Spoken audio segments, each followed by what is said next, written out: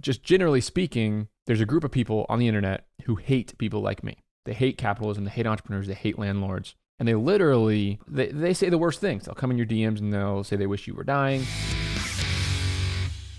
I'm about to tell you a story that if you're not on social media, you probably won't care much for, and it might sound crazy. And if you're considering getting on social media, it's something you need to be aware of. And frankly, it's the main reason why most people do not get involved in social media. Building in public comes with its own risks, comes with its downsides, and I don't discuss them enough. I talk about how building my brand has accelerated my career. I talk about how sharing in public has introduced me to investors and allowed me to grow. And I think I've encouraged a lot of other people to do the same, judging just by the activity on real estate Twitter and on social media platforms from people who are building their real estate portfolio, sharing everything about their business and their life. Now, I don't talk about the downsides. I'm going to tell you a story that's pretty scary, a wake-up call for most of us. But first, I'm going to give you a couple of things that I don't like about social media. Number one is the hatred on there is terrible. There's a woke mob of people who they hate capitalism, they hate entrepreneurs, they hate people with my mentality that people should take care of themselves and that it's a free country and that there's opportunity everywhere. And it's, if you're not doing well right now, there's nobody to blame but you. That's my opinion, but it's easy for me to say because I'm a white male with all this privilege. But just generally speaking, there's a group of people on the internet who hate people like me. They hate capitalism, they hate entrepreneurs, they hate landlords. And they literally, they say the worst things. They'll come in your DMs and they'll say they wish you were dying. They will create a frenzy online because there's a bunch, and some of these tweets can go down very, very negative rabbit holes. My friend Chris Powers in Fort Worth had a tweet about office culture and how he thinks that being back in an office is the key to growing and scaling a business today, and that you cannot build a culture from the bedroom. Working from home is what he meant. And his tweet got down on this dirty, crazy part of Twitter with the woke mob, and it got crazy. People said they wished that he would die. People called him, a terrible worker. People were leaving, negative reviews for his business. It was absolutely insane, and that is the fear. That is what we're all afraid of. My fear is that a local municipality, a local subset of my customers find out about me. They find out something that I say online about raising rents, and it spirals out of control, and I get a ton of negative PR around my communities that we're investing in. That's my fear.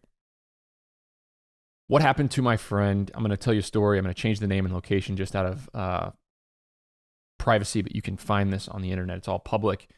My friend John, Kansas City, and his wife are small multifamily, duplexes, fourplexes, single family houses, and short-term rental, Airbnb, investors. They own about 75 units. They do well. They do great, but they manage it themselves. Their names are all over it. Their names are on the Airbnb listings. They're texting with their customers, everything along those lines. Like a lot of small people manage it. And he also has 7,000 followers on Twitter and shares a lot about his experiences on Twitter. Well, so this post showed up Saturday, and this is the nightmare. This is the nightmare for us. I'm going to tell you what happened. I'm going to tell you how I think about it. And I'm going to give you some pieces of advice for interacting online and having a social media online brand. Here we go. This is a tweet that popped up on Saturday. One of our favorite couple of husbands are being evicted after 14 years in their home after requesting their oven be fixed by these two property investor landlords. Even while one is on strict orders to rest after nearly dying last month, they're being evicted. Let's meet these landlords. Screenshot of both Twitter profiles with his girlfriend, or wife now, I guess. It says in her bio, it says real life Monopoly Sims player with 63 units and counting. That's circled. There's 4 tweets. One says, one is by John, will pass 50K monthly recurring revenue by Q1 of next year. 1 million this year in rental revenues, not too far off. And then the last one that they screenshotted was a tweet from a month and a half ago. This person went a month and a half back into John's Twitter profile and tweeted a screenshot. And if you're watching the YouTube video, I'll pull up some of these screenshots. Why is it standard to sign a year lease and raise rent once a year? We sign month-to-month leases. In theory, we could raise rents every 6 months. Does anyone do this? That is a terrible look. that will make anybody from the woke mob absolutely hate you if you talk about raising rents. We all raise rents to market rent. That's what we do as property investors. We find real estate that's sub-market and we take the rents to market. We remodel buildings, we make them nicer, we charge more, and we get rewarded with profit from that. That's how we do business. This tweet was screenshotted, and here we go. Now we're at the beginning. This as we stand right now, it has 16 quote tweets, 77 retweets, and 222 likes, all from the woke mob. I'm sure it got 500,000 impressions. 222 likes does not sound that much, but here we go. Now we're down through the thread where we have 70 tweets or so, where this person ruthlessly devours my friend John. The next tweet says, always appreciate when an outsider parasite openly brags about ruining and stripping the human energy in our city that they look down on in every way for their own profit. Screenshot of another one of his tweets. This game of endlessly doing financial crimes and making people homeless is so fun. I love to play real life Sims with real life humans. That's where they screenshotted her bio about Sims with humans. And now we go down and on and on. I could read all this, but it's pretty sickening. She dives deep into his tweets. We're talking going 6 months back and finding everything about raising rents, everything about driving profit, everything about the media that he shared, all the pictures, with a hatred attitude. This person wants my friend John to die. She hates landlord scum and all these people in this town. These are people who live in this town. These are neighbors to his tenants. Personally, I think Kansas City is a great place to live with my family because this is where my family lives. And she's screenshotting how he's out of town and he's coming in to buy. And here we go. There are looters in Kansas City, but I'm not one of them, was a tweet. How do landlords sleep at night making disabled people homeless? Here's another tweet. Okay. All this goes on and on. There's one that is absolutely brutal. She's screenshotting their faces on the website. She's pulling the LLCs that my friend John owns in Kansas City, pulling them and posting them online, taking pictures of the properties that he owns from the website and naming the addresses and saying, yeah, this is absolutely crazy. So we have 70 plus posts here. I encourage you to look at this just out of seeing what can happen to you. Loudly predatory practices that I'm very proud of. How can you blame me for my loudly predatory practices that I'm very proud of?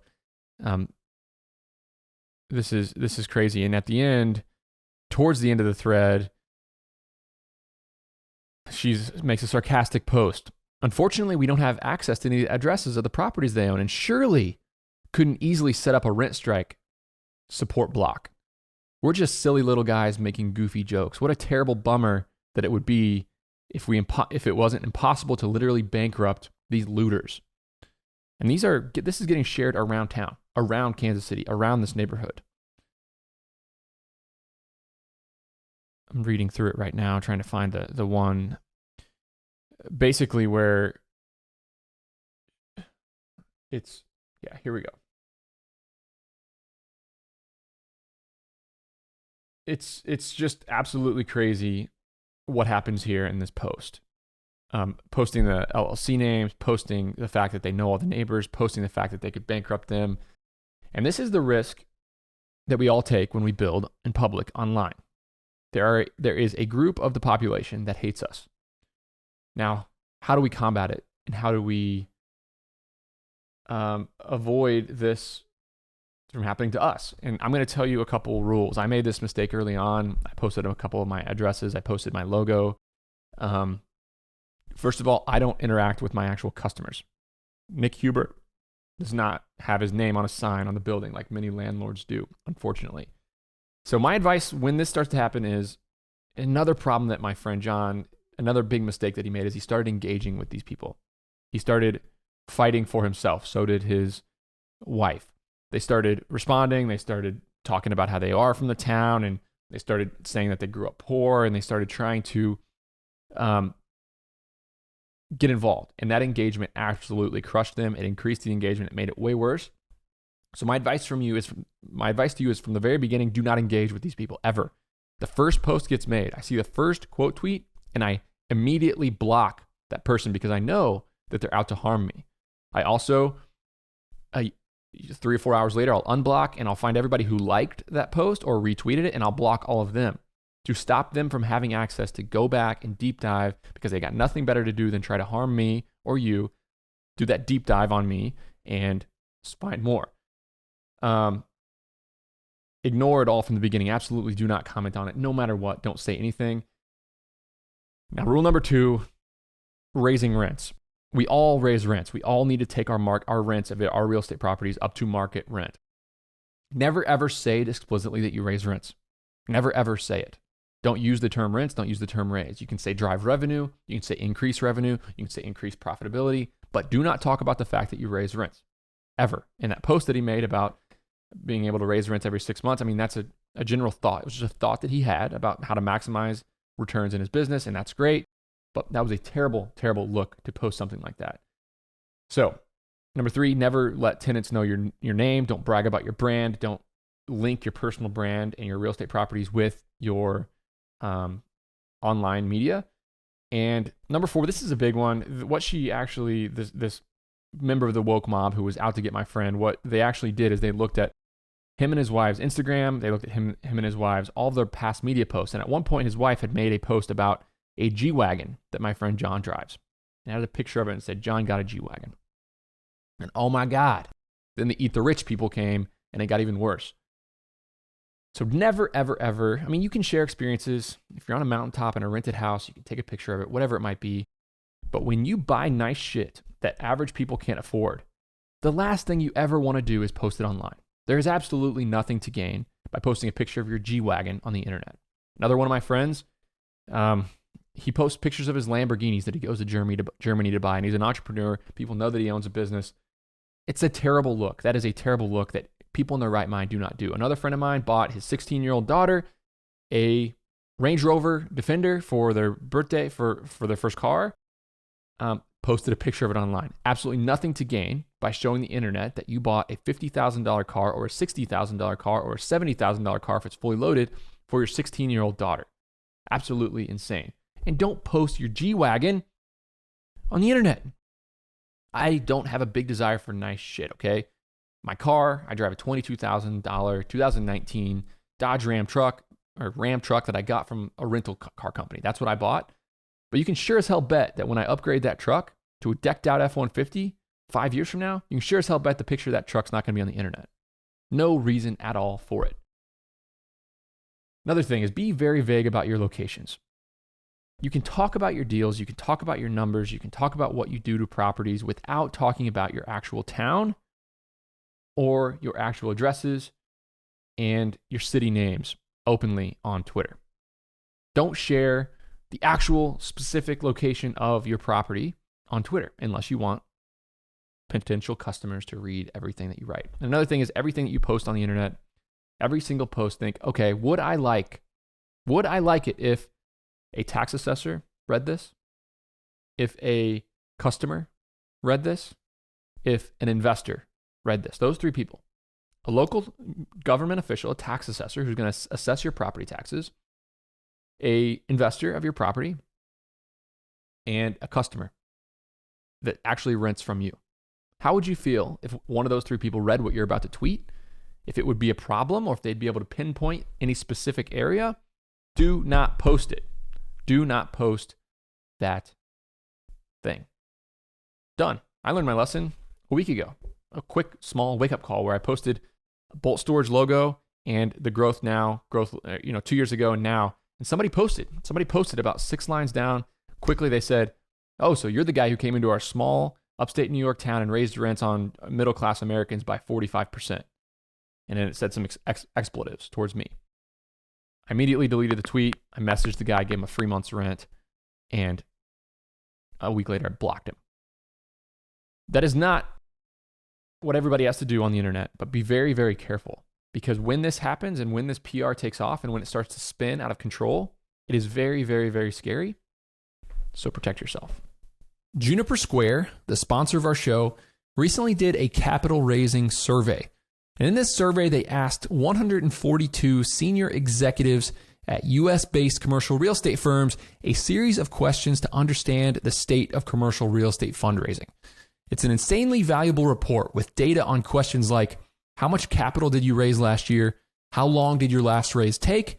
What type of investors are you raising the most from? And what strategies are working the best for you to find new investors? Download this report for free at junipersquareresearch.com. That's junipersquareresearch.com. Big thank you to Juniper Square for sponsoring the show. Thank you for listening to The Nick Huber Show. Just wanted to remind you that we have a paid real estate community where some really special stuff is happening. People are breaking down deals. People are networking. People are, I think, even formulating partnerships inside this group. We have over 100 members now. For more information, you can visit sweatystartup.com/REC. And the first 299 members of the group, to get some momentum, get $200 off the annual membership using the code FIRST299, FIRST 299. And also, you can check it out for 5 days for $1. You make a $1 payment, you can check out the community for 5 days. Highly recommend it if you're serious about bringing in some other people into your network, into your life, to help you become a better real estate investor.